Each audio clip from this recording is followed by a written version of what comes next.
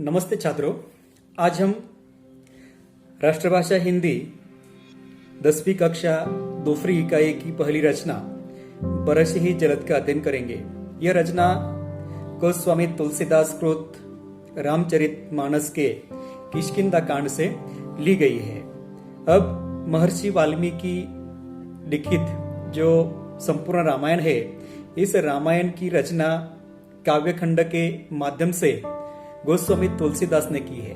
कुल 7 प्रकार के कांड या 7 प्रकार के खंड इस रामायण के तुलसीदास जी ने निर्माण किए हैं। इसमें सबसे पहले आता है अयोध्या कांड, उसके बाद आता है बाल कांड, उसके बाद आता है जब प्रभु रामचंद्र जी वनवास के लिए निकलते हैं तो वह आरण्य कांड, उसके बाद किष्किंधा कांड, सुंदर कांड, रावण के साथ प्रभु रामचंद्र जी का जो युद्ध होता है वह आता है युद्ध कांड, और उसके बाद जब सीता माई दोबारा अयोध्या वापस लौट आती है और लव और कुश का जो इतिहास है वह उत्तर कांड में आता है।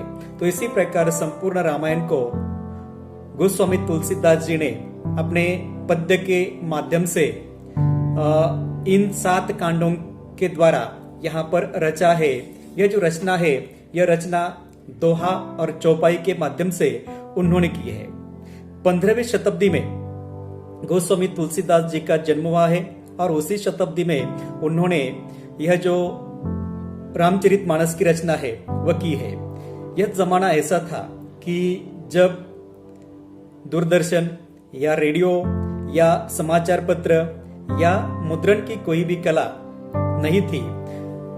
ऐसे जमाने में भी यहाँ पर रामचरितमानस यह जो ग्रंथ है या यह जो काव्य है, यह इतना लोकप्रिय हो गया था कि जन जन को वो कंठस्थ था।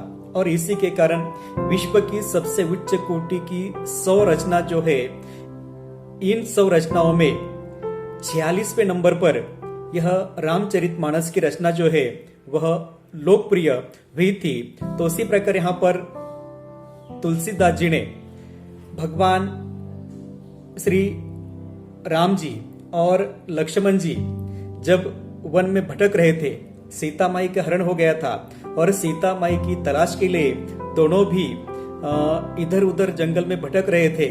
तो यहाँ पर इस प्रकार का दृश्य बताया गया है कि आसमान में बादल उमड़ घुमड़ कर आते हैं, कभी भी बारिश शुरू होने की संभावना है, आसमान में बिजली चमक कर जाती है और इसी से प्रभु रामचंद्र जी व्यथित होते हैं।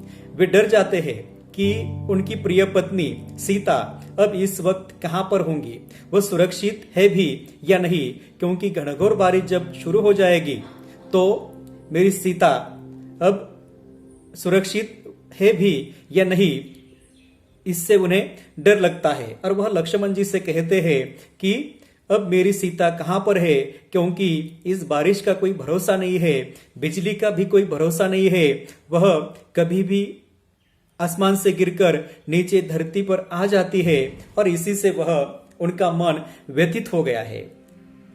गोस्वामी तुलसीदास जी ने भगवान श्री राम जी की जो भावना है, इन भावनाओं को प्रकृति के साथ जोड़ा है। उसके साथ साथ जब बारिश होती है तो प्रकृति में जो बदलाव होते हैं, प्रकृति के इन बदलावों को मनुष्य के जीवन की जो अच्छी बातें हैं, बुरी बातें हैं, इन बातों के साथ भी जोड़ने का प्रयास किया है। जिस प्रकार के बदलाव, जिस प्रकार के परिवर्तन वर्षा के कारण प्रकृति में होते हैं, कुछ अच्छे होते हैं, कुछ बुरे होते हैं, उसी प्रकार मनुष्य के जीवन में भी कभी अच्छे या बुरे विचार आते हैं। इन अच्छे या बुरे विचारों का प्रभाव मनुष्य पर किस प्रकार होता है, यह इस कविता के माध्यम से, इस रचना के माध्यम से गोस्वामी तुलसीदास जी ने बताया है।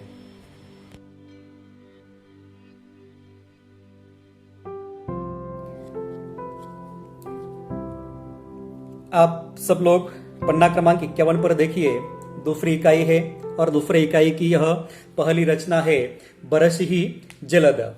सबसे पहले हम यहाँ पर पहली चौपाई जो है, पहली चौपाई का अध्ययन करेंगे। चौपाई, दोहा, चौपाई और दोहा, इस प्रकार 2 चौपाई और 2 दोहों के माध्यम से यह जो प्रकृति में परिवर्तन होने की जो स्थिति है, इसका वर्णन यहाँ पर गोस्वामी तुलसीदास जी ने किया है। देखो, घन घमंड नभ गरजत घोरा, प्रियाहीन डरपत मन मोरा, दामिनी दमक रही घन माही, खलके प्रीति जथा थिर नाही, बरस ही जलद भूमि नियराए, जथा नवही बुध विद्या पाए, बूंद अघात सहही गिरी कैसे, खलके बचन संत सह जैसे, क्षुद्र नदी भरी चली तोराई, जस थोरे हो दन खल इतराई, भूमि परत भा ढाबर पानी, जनु जीवही माया लपटानी, समिटी समिटी जल भरी तलावा, जीमी सदगुण सज्ज पही आवा, सरिता जल जल निधि महो जाई, होई अचल जीमी जीव हरि पाई। देखो, पहली चौपाई जो है, यह जो बोली है, यह अवध भाषा है और इसी के कारण समझने में थोड़ी कठिनाई आपको शायद हो सकती है। यहाँ पर हम सबसे पहले देखेंगे कि कौन कौन से अवध भाषा के शब्द यहाँ पर आए हैं, कौन कौन से कठिन शब्द है और उनके अर्थ क्या है। घन यानी बादल, घमंड यानी गर्व, घोरा यानी भयंकर, डरपत यानी डरना, दामिनी बिजली, दमक यानी चमकना, माही यानी में, खल यानी दुष्ट, बरसही यानी वर्षा, नियर आए यानी करीब आना, पास आना, नवही यानी नम्र होना, झुक जाना, बुध यानी विद्वान, क्षुद्र यानी छोटा या छोटी, तोराई यानी तोड़कर, इतराई यानी अभिमानी, ढाबर यानी मैला या गंदा, समिटी यानी समेट कर, जिमी यानी जैसे और हरि यानी भगवान। तो इस प्रकार पहली चौपाई में ये सारे अवध भाषा के शब्द है। देखो, अब हम इस कविता का अध्ययन करते हैं। घन घमंड नभ गरजत घोरा, प्रियाहीन डरपत मन मोरा।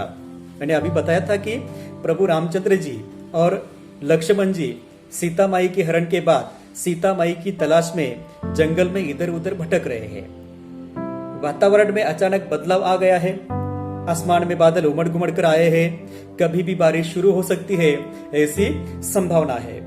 तो ऐसे वातावरण में प्रभु रामचंद्र जी एक जगह पर बैठ जाते हैं और वह लक्ष्मण जी को यह सब बताते हैं कि हे लक्ष्मण, देखो ना, आसमान में बादल उमड़ घुमड़ कर आए हैं और कभी भी बारिश शुरू हो सकती है और इस समय मेरी प्रिय पत्नी मेरे साथ नहीं है, इसी के कारण मुझे बहुत डर लग रहा है। डर इस बात का भी लग रहा है कि अब वह कहां पर होगी, बारिश से उसकी रक्षा होगी भी या नहीं, क्योंकि हम जानते हैं कि जब बारिश आती है तो बिजली चमकती है और बिजली का क्या भरोसा, कभी भी वह आसमान से गिरकर नीचे आ जाती है। तो उसी प्रकार यहाँ पर कवि कहते हैं, घन घमंड नभ गरजत घोरा, प्रियाहीन डरपत मन मोरा।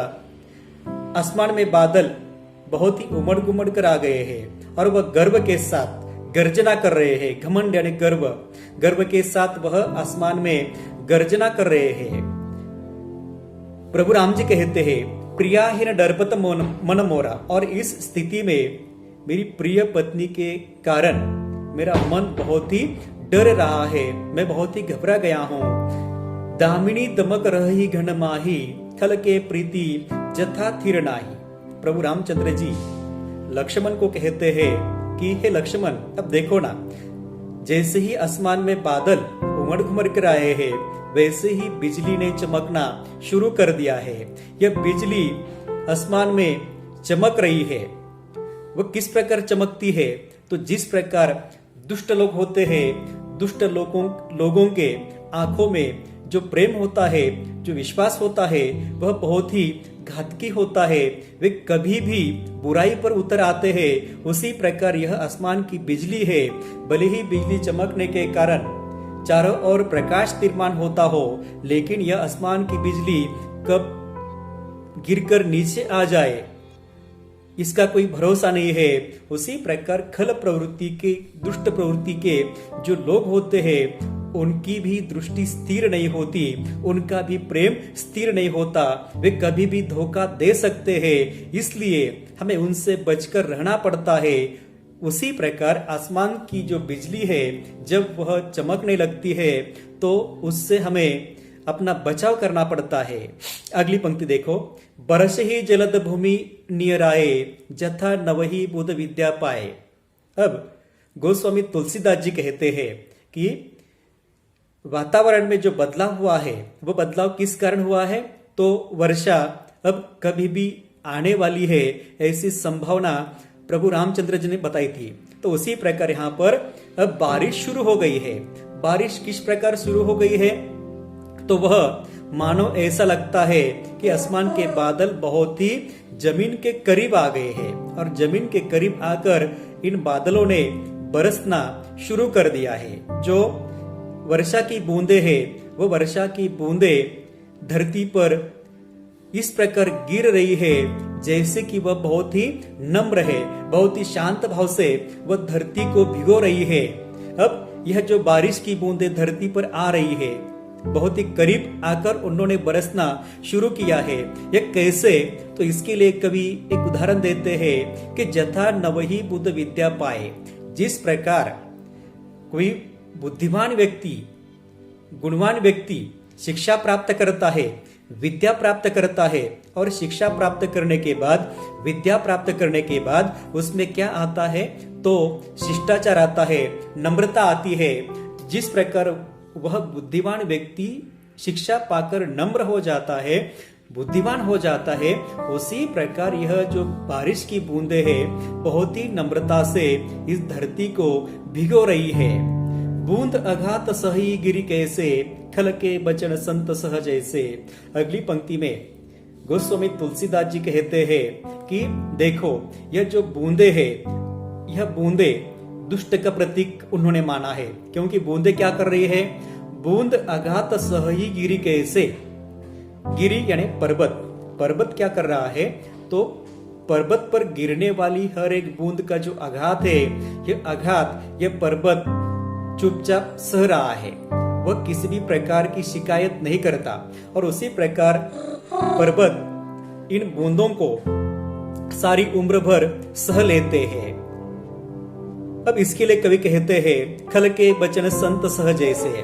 जिस प्रकार दुष्ट प्रवृत्ति के लोगों के जो विचार है, वे विचार या दुष्ट प्रवृत्ति के लोगों से होने वाला जो छल है, वह छल संत क्या करते हैं, बहुत ही शांत भाव से सह लेते हैं। उसी प्रकार यह गिरी भी बूंद की आघातों को सह रहा है। देखो यहाँ पर एक छोटी सी कथा मैं आपको बताऊंगा कि खल के बचन संत सह जैसे, किस प्रकार यहाँ पर संत प्रवृत्ति के जो लोग होते हैं, सज्जन प्रवृत्ति के लोग होते हैं, वह दुष्ट प्रवृत्ति के लोगों को सह लेते हैं।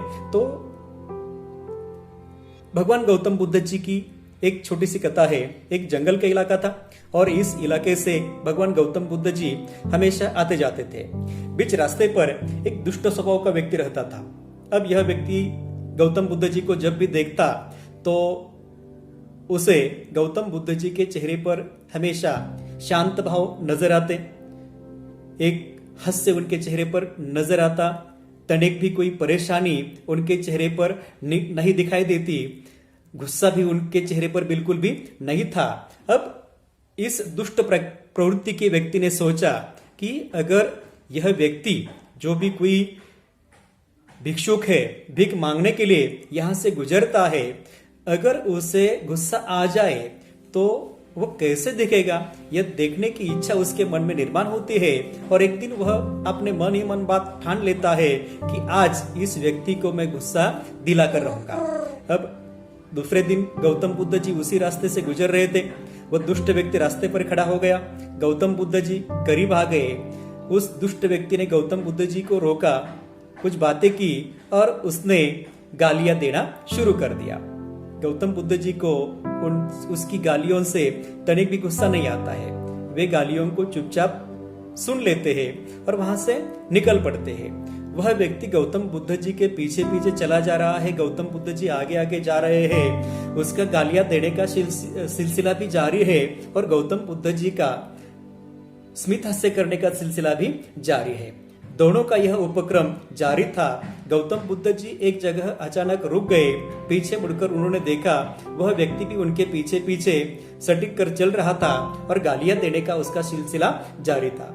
गौतम बुद्ध जी ने उस व्यक्ति को कहा कि भाई, तुम्हें मुझे अगर गालियां देनी है तो मैं यहाँ पर रुक गया हूँ, जी भरकर मुझे यहीं पर गालियां दे दो, क्योंकि सामने जो गांव दिख रहा है उस गांव के लोग मेरी बहुत इज्जत करते हैं। अगर उन लोगों ने तुम्हें मुझे गालियां देते हुए सुन लिया या देख लिया तो वे लोग तुम्हें मारपीट करेंगे और मेरे कारण तुम्हें तकलीफ होगी, यह मुझे अच्छा नहीं लगेगा। और इसीलिए अगर तुम्हें मुझे गालियां देनी है तो यहीं पर जी भर के गालियां दे दो। यह उत्तर सुनकर वह जो दुष्ट प्रवृत्ति का व्यक्ति था उसे भी पछतावा हो गया और उसने गौतम बुद्ध जी के चरण पकड़ लिए। और इस प्रकार यहाँ पर संत व्यक्ति जो होते हैं वे संत व्यक्ति अपनी संतई कभी छोड़ते नहीं है, अपना स्वभाव कभी छोड़ते नहीं है। दुष्ट प्रवृत्ति के लोगों का काम अपनी जो दुष्ट वृत्ति है वह दिखाना है और संत सज्जन व्यक्ति का स्वभाव अपनी संतई दिखाने का होता है। उसी प्रकार यहाँ पर कवि कहते हैं, रचनाकार कहते हैं कि यह जो पर्वत है वह पर्वत न जाने कितने दिनों से, कितने सालों से या कितने युगों से यहाँ पर इस बारिश की बूंदों का आघात सहता हुआ खड़ा है, बिल्कुल भी शिकायत नहीं करता। अगली पंक्ति देखो, क्षुद्र नदी भरी चली तोराई, जस थोरे हो धनखल इतराई। देखो, जब बारिश की बूंदें गिरती है, धरती पर से बहना वो शुरू कर देती है तो इन सारी बूंदों को समेटकर एक नदी तैयार होती है। जब यह पानी नदी में भर आता है तो यह छोटी सी नदी जो है वह अहंकारी हो जाती है और अहंकारी होकर, घमंडी होकर वह क्या करती है तो अपना पानी जो है वह पात्र से बाहर जमीन पर वह छोड़ देती है। दोनों भी किनारों को तोड़कर पानी जमीन पर आ जाता है और जमीन को वह अपने साथ बहाकर ले जाता है। कवि का कहना है कि इन बूंदों के कारण इन बूंदों को लेकर यह जो नदी है वह नदी घमंडी हो गई है, अहंकारी हो गई है, क्योंकि नदी ने अपना जो स्वभाव गुण है वह छोड़ दिया है औरों की मदद करना। लेकिन अब वह जो किसान है उन किसानों को, यहाँ के जीव जंतुओं को, यहाँ की जमीन को अपने साथ बहाकर ले जा रही है, उन्हें नष्ट कर रही है। क्षुद्र नदी भरी चली तोराई, और इस प्रकार दोनों तीरों को तोड़कर वह चली जा रही है। वह किस प्रकार बहती है? जस थोरे हो धन खल इतराई। जिस प्रकार थोड़ा सा धन पाकर दुष्ट प्रवृत्ति के लोग होते हैं वह अभिमानी बन जाते हैं। जब लोगों के पास पैसा आना शुरू होता है तो वे लोग अपनी मूल प्रवृत्ति को, मूल स्वभाव को छोड़ देते हैं और वह गर्विले बन जाते हैं, अभिमानी या अहंकारी बन जाते हैं। जिस प्रकार नदी थोड़ा सा पानी पाकर अभिमानी होती है।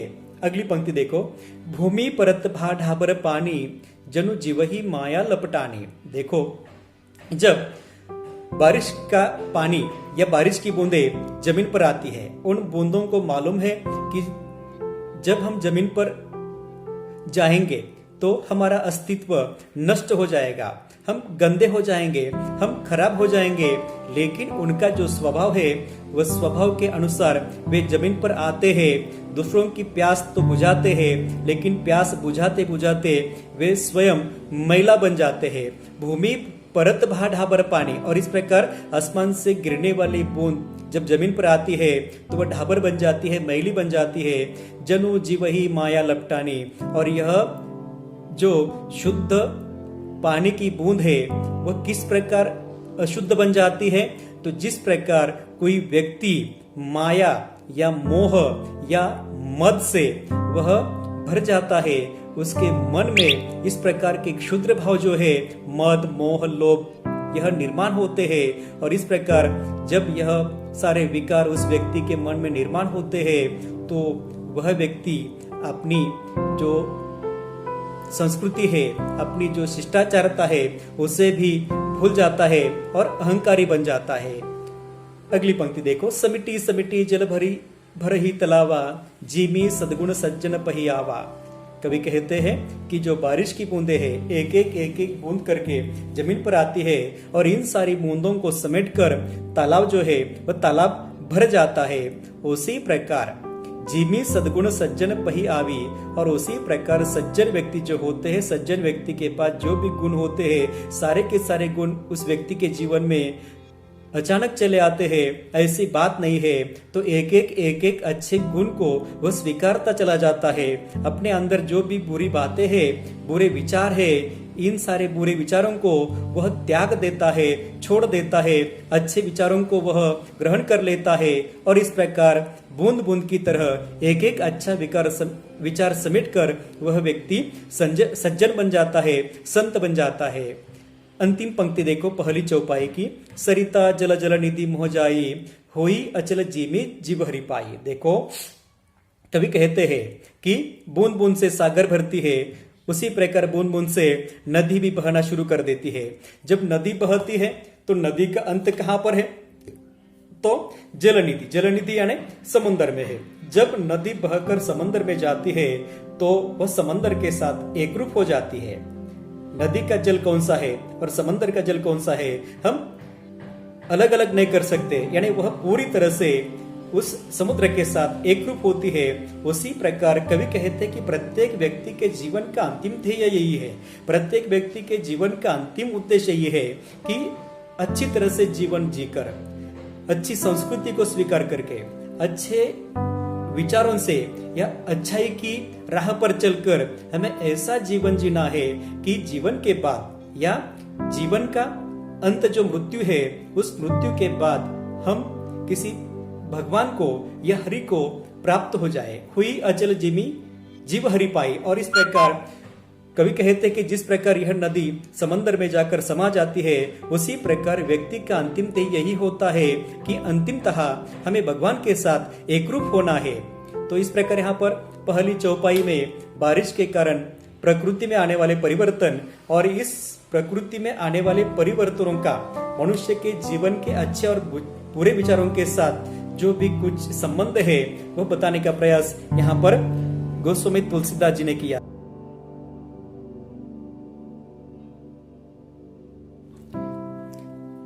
पहली इकाई में यहाँ पर बूंदे, वर्षा और पर्वत जो तीन संकल्पना यहाँ पर बताई गई है।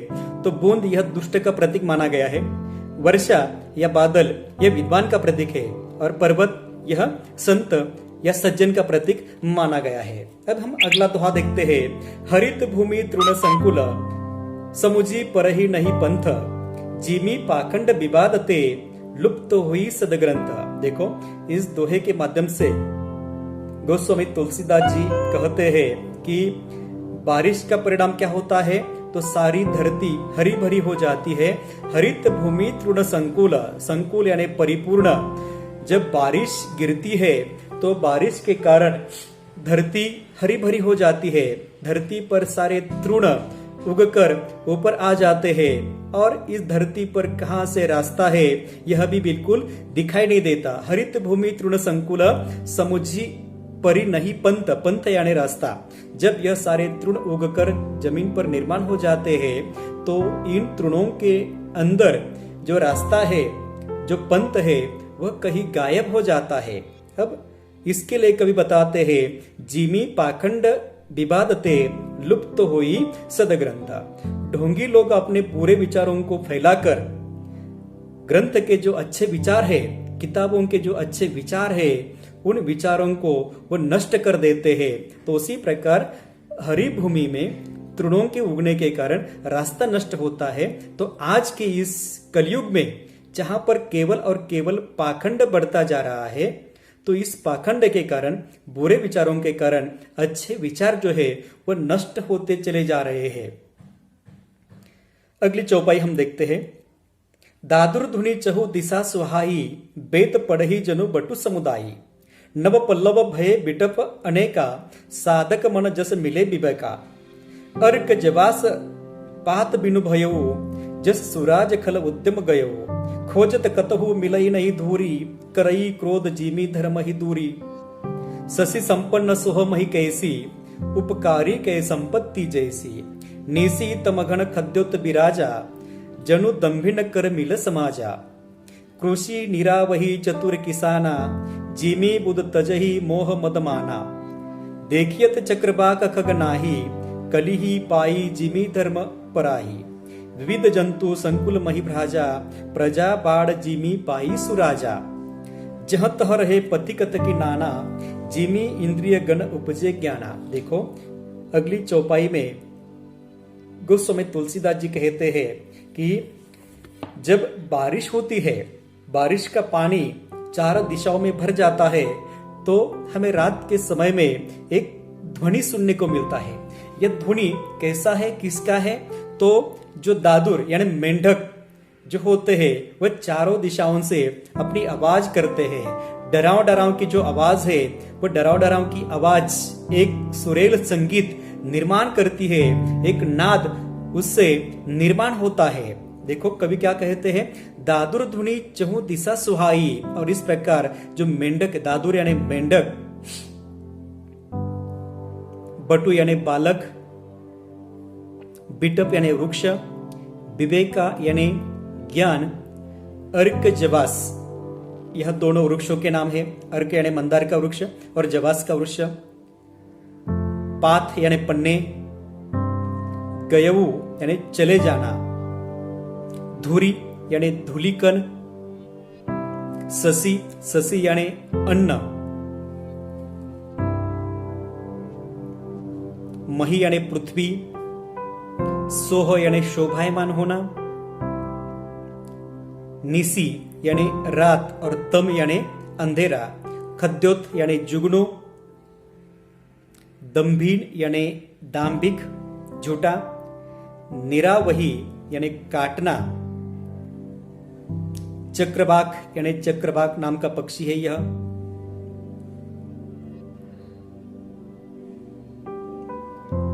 देखो दादुर ध्वनि चहु दिशा सुहाई, वेद पढ़ही जनु बटु समुदायी। जब बारिश होती है, चारों दिशाओं में पानी भर जाता है, तो ऐसी स्थिति में सारे मेंढक पानी से ऊपर आ जाते हैं और अपनी डराव डराव की आवाज वह शुरू कर देते हैं। यह आवाज सुनकर कवि कहते हैं कि मानो मुझे ऐसा लग रहा है कि सारे जो वेद पढ़ने वाले बालक है, वे बालक सामुदायिक रूप से वेदों का पठन कर रहे हैं और यह ध्वनि मुझे सुनाई दे रहा है। नव पल्लव भय बिटप अनेका, साधक मन जस मिले विवेका। कवि कहते हैं कि बिटप यानी वृक्ष, जब वर्षा शुरू हो जाती है तो वर्षा शुरू होने से निसर्ग में एक परिवर्तन यह भी होता है कि वृक्षों पर नए पर्ण जो है वो नए पर्ण निर्माण होना शुरू हो जाते हैं। अब वृक्ष जब नए पर्णों से भर जाता है तो वह बिल्कुल ही समृद्ध लगता है। अब इसके लिए कवि कहते हैं कि जिस प्रकार साधक मन जस मिले विवेका, साधना करने से साधक के मन को ज्ञान प्राप्त होता है और ज्ञान प्राप्त होने से वह व्यक्ति संतुष्ट हो जाता है। उसी प्रकार कवि कहते हैं कि जब बारिश शुरू हो जाती है और बारिश से पहले पतझड़ होने के कारण निष्पर्ण होने वाले जो पौधे थे या जो पेड़ थे, उस पर नए जो पर्ण है वह आ गए हैं और इसी के कारण इन नए पर्णों को देखकर वह जो वृक्ष है वह संतुष्ट हो गया है। जिस प्रकार ज्ञान पाकर कोई व्यक्ति संतुष्ट हो जाता है। अर्क जवास पात बिनु भयऊ, जस सूराज खल उद्यम गयऊ। अंतिम पंक्ति, अगली पंक्ति में कवि कहते हैं कि जब बारिश का प्रकोप बढ़ जाता है, बूंदे बड़ी बड़ी आकार धारण करके जमीन पर गिरने लगती है, तो इससे मार खाकर मंदार और जवास के जो छोटे छोटे पौधे होते हैं, तो इन पौधों के सारे पन्ने इन बूंदों की मार सहकर जमीन पर गिर जाते हैं और वह पन्ने, वह पौधे निष्पर्ण हो जाते हैं। अब यह क्यों होता है? तो इन बूंदों का मार सहकर यह जो पौधे हैं वह निष्पर्ण हो गए हैं। उसी प्रकार यहाँ पर जिस सूराज खल उद्यम गयो, जिस प्रकार कोई अच्छा शासक है या अच्छा शासन करने वाला राजा है जिसे हम सुराज कहते हैं, सुराज्य में खल प्रवृत्ति के लोग जिस प्रकार बूंदों का मार सहकर पन्ने अपने आप नीचे गिर जाते हैं, उसी प्रकार सुराज्य में अच्छे शासक के कारण बुरे कर्म करने वाले, उद्यम यानी कर्म या व्यापार बुरे कर्म करने वाले लोग जो होते हैं, वे लोग यह राज्य छोड़कर कहीं दूर चले जाते हैं, या कुछ लोग अपने बुरे कर्मों को छोड़ देते हैं, त्याग देते हैं। खोजत कतहु मिलहि नहीं धूरी, करई क्रोध जिमी धर्म ही दूरी। देखो, बारिश आने का एक परिणाम यह भी है कि जब बारिश गिरती है तो हमें धरती पर कहीं पर भी जो धूलिकण है वो नजर नहीं आते, तलाश कर भी वह धूलिकण हमें नहीं मिलते। अब यह कैसे होता है, देखो, इसके लिए समाज का एक उदाहरण दिया है। करई क्रोध जीवी धर्म ही दूरी। कवि कहते हैं कि जैसे समाज में या व्यक्ति के मन में अगर क्रोध निर्माण होता है तो वहां पर धर्म नहीं होता। जिस प्रकार यहाँ पर कवि ने पहले कहा है कि जब बारिश आती है तो धूलिकण नहीं मिलते, और जब धूलिकण दिखाई देते हैं या धूलिकण चारों ओर होते हैं तब बारिश की कोई संभावना नहीं होती। उसी प्रकार यहाँ पर कवि कहते हैं व्यक्ति के मन में या तो क्रोध रहेगा नहीं तो धर्म रहेगा, दोनों भी चीजें एक वक्त एक जगह पर नहीं रह सकती। तो इसी प्रकार यहाँ पर कवि कहते हैं कि करई क्रोध जिमी धर्म ही दूरी। जिस व्यक्ति के मन में क्रोध निर्माण होता है वहां से धर्म अपने आप दूर चले जाता है, जैसे कि बारिश आने से धूलिकण नष्ट होते हैं। ससी संपन्न सोह मही कैसी, उपकारी कै संपत्ति जैसी। कवि कहते हैं ससी यानी अन्न और मही यानी पृथ्वी। ससी संपन्न सोह मही कैसी। जब बारिश आती है तो बारिश के कारण सारी धरती अन्न से शोभायमान होती है, चारों तरफ हरी भरी फसलें नजर आती है, और इन फसलों से लोगों को, पंछियों को, प्राणियों को अन्न मिलता है। और इसी के कारण जब बारिश आती है तो बारिश के कारण यह सारी धरती अन्न से भरती है, शोभायमान होती है। अब यह कैसे, इसके लिए उदाहरण दिया है उपकारी की संपत्ति जैसी। यह धरती शोभायमान कैसी हो गई है कि जिस प्रकार कोई दानी व्यक्ति है, कोई उपकारी व्यक्ति है, उस उपकारी व्यक्ति का या दानी व्यक्ति का महत्व तब बढ़ जाता है जब वह अपने पास जो संपत्ति है उस संपत्ति का दान धर्म करे। व्यक्ति के पास काफी सारी संपत्ति है लेकिन वह इस संपत्ति का इस्तेमाल जो है वह दान धर्म के लिए नहीं करता, तो यह संपत्ति बेकार की है। निसी तमघन खद्योत बिराजा, जनु दंभिन कर मिल समाजा। देखो, कवि कहते हैं निसी तमघन खद्योत बिराजा। जब बारिश होती है, बारिश का परिणाम एक यह भी है कि बारिश के दिन रात को चारों दिशाओं से खद्योत यानी जुगनू जो है वह जुगनू रात को चमकते हुए इधर उधर भटकते रहते हैं। अगर हम अपने इर्द गिर्द देखें तो चारों ओर हमें यह टिमटिमाने वाले छोटे से कीटक जुगनू जो है वो नजर आते हैं। उन जुगनुओं को देखकर कवि को ऐसा लगता है कि आज के कलयुग में समाज में इतने सारे अपराधी बढ़ गए हैं, इतने सारे दाम्भिक लोग बढ़ गए हैं कि जुगनू की झुंड को देखकर मुझे लगता है कि देखो समाज में भी कितने सारे यह दुष्ट लोग हैं, वह झुंड से इधर उधर भटक रहे हैं, घूम रहे हैं। नीसी तमघन खद्योत बिराजा, जनु दाम्भिन कर मिल समाजा। और उस प्रकार वह कहते हैं कि जैसे कि दाम्भिन यानी दाम्भिक या झूठे लोग या बुरे लोग, इन लोगों से ही यह पूरा समाज आज भरा हुआ है। कृषि निरावही चतुर किसाना, जीमी बुध तजही मोह मद माना। कवि कहते हैं कि जब बारिश अंतिम दिनों में होती है तो इस अंतिम दिनों में फसल भी कटाई के लिए तैयार हो जाती है। जो चतुर किसान है वो देखता है कि अब फसल तो तैयार हो गई है, अब उसे कब काटना है। वह इंतजार करता है कि 2-4 दिनों के लिए जब बारिश रुक जाए तो इन्हीं 2-4 दिनों के बीच वह क्या करता है, अपनी फसल को काट लेता है। यानी वह कैसा बताया गया है, तो बुद्धिमान चतुर किसाना। कृषि निरावही, निरावही यानी काटना। वह 2-4 दिन जब उसे फुर्सत मिलती है बारिश से तो वह क्या करता है, इस बीच अपनी फसल को काटकर अच्छी तरह से उसे संरक्षित कर लेता है। जीमी बुध तजही मोह मद माना।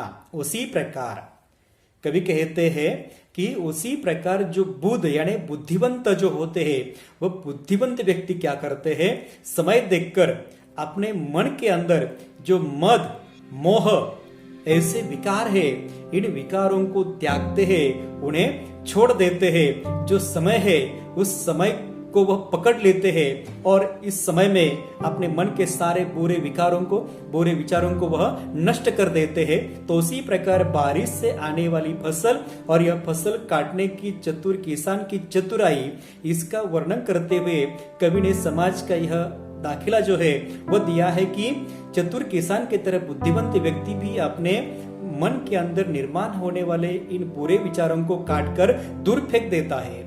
देखियत चक्रवाक खग नाही, कलिही पाई जिमी धर्म पराही। चक्रवाक नाम का एक पक्षी है।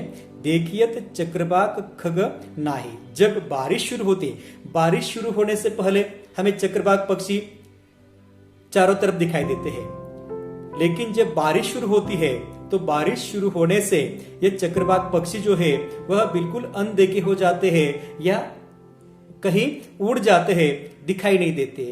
कली ही पाई जिमी धर्म पराही। और उसी प्रकार यहाँ पर कवि कहते हैं कि कली ही यानी आज के इस कलयुग में जो धर्म है वह धर्म कहीं पर भी दिखाई नहीं दे रहा है। धर्म आज नष्ट हो गया है। चारों तरफ केवल और केवल दाम्भिक लोग जो है, झूठे लोग जो है वही नजर आ रहे हैं, उनके बुरे विचार नजर आ रहे हैं। ऊपर एक जगह पर कवि ने कहा है कि आज इस कलयुग में चारों तरफ केवल और केवल कुविचार जो है वह निर्माण हो गए हैं और इसी के कारण किताबों के अच्छे विचार नष्ट होते हुए दिखाई दे रहे हैं। उसी प्रकार यहाँ पर कवि कहते हैं कि बारिश आने से जिस प्रकार चक्रवाक पक्षी कहीं गायब हो जाता है, उसी प्रकार आज के कलयुग में पाप के कारण धर्म जो है वह धर्म नष्ट हो गया है। धर्म कहीं पर भी दिखाई नहीं दे रहा है। विविध जंतु संकुल मही भ्राजा, प्रजा बाढ़ जिमी पाई सुराजा। कवि कहते हैं कि जिस प्रकार बारिश के कारण सारी धरती हरी भरी हो जाती है, सारे जीव जंतु आनंद विभोर हो जाते हैं, उन्हें हर्ष उल्लास होता है और सारी धरती जो है वो सारी धरती शोभायमान हो जाती है। भ्राजा यानी शोभायमान होना, सारी धरती इन जीव जंतुओं से शोभायमान हो जाती है। उसी प्रकार सुराजा यानी सुराज्य, अच्छा शासक जहां पर है या अच्छा राज्य जहां पर है, इस राज्य की आबादी, इस राज्य की जनसंख्या इतनी बढ़ जाती है कि दूर दूर से लोग इस राज्य में रहने के लिए, अपना कारोबार करने के लिए, अपनी कला दिखाने के लिए चले आते हैं। जहां तह रहे पति कथकी नाना, जीमी इंद्रिय गण उपजे ज्ञाना। कवि कहते हैं कि यहाँ वहां अनेक यात्री बरसात के कारण किसी पेड़ के नीचे, किसी धर्मशाला में बैठकर विश्राम करते हैं। उसी प्रकार यहाँ पर कवि कहते हैं कि ज्ञानी व्यक्ति भी जब ज्ञान को प्राप्त करता है तो उसके सारे इंद्रिय जो है वह शिथिल हो जाते हैं। अब उसे कोई भी लालसा नहीं होती, कोई भी इच्छा नहीं होती। वह ज्ञान को प्राप्त करके वह भगवान के साथ एक रूप होने के लिए सिद्ध हो जाता है, तैयार हो जाता है। अंतिम दोहा हम देखते हैं, कबहू प्रबल बह मारुत, जहां तह मेघ बिलाही। मारुत यानी पवन या हवा, बिलाही यानी गायब होना। कबहू प्रबल बल मारुत, जहां तह मेघ बिलाही।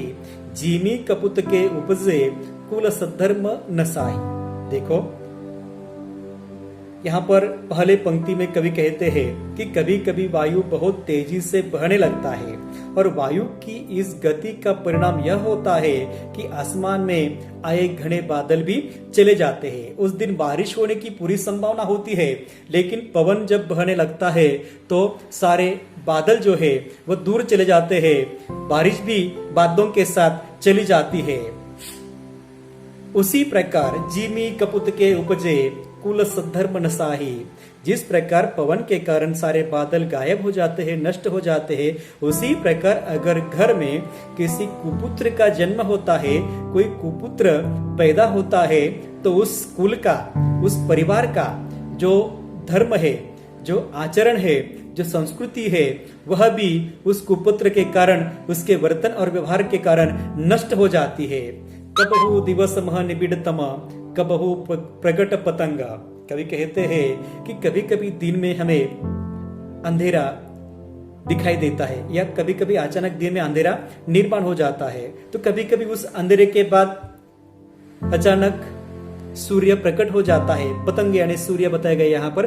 कबहु दिवस मह निबिड़तमा, कभी कभी दिन में अंधेरा निर्माण होता है, और कभी कभी उस अंधेरे के बाद अचानक रोशनी भी निर्माण होती है, अचानक सूर्य भी प्रकट होता है। बिनसई उपजई ज्ञान जीमी पाई कुसंग सुसंगा। कवि कहते हैं कि वैसे ही बुरी संगति पाकर ज्ञान नष्ट होता है और अच्छी संगति पाकर ज्ञान पुनः प्राप्त होता है। तो हमें यहाँ पर कवि ने यहाँ पर शिक्षा दी है कि जो बुरी संगति है, उस बुरी संगति से हमें दूर रहना है, और अच्छी संगति को पाकर हमारे विचार भी जो है उन्हें हमें अच्छे बनाना है। तो इस प्रकार यहाँ पर रामचरितमानस के किष्किंधा कांड का एक छोटा सा अंश, छोटा सा जो एक 2 दोहों का और 2 चौपाई का हिस्सा था, इसके द्वारा प्रभु रामचंद्र जी की मन की आशंका, सीता माई न मिलने के कारण उनके मन का जो दुख है, इस दुख को सामने रखकर बारिश के कारण यहाँ पर प्रकृति में होने वाले परिवर्तन और प्रकृति के साथ साथ मनुष्य के विचारों को जोड़ने का प्रयास यहाँ पर कवि गोस्वामी तुलसीदास जी ने किया है।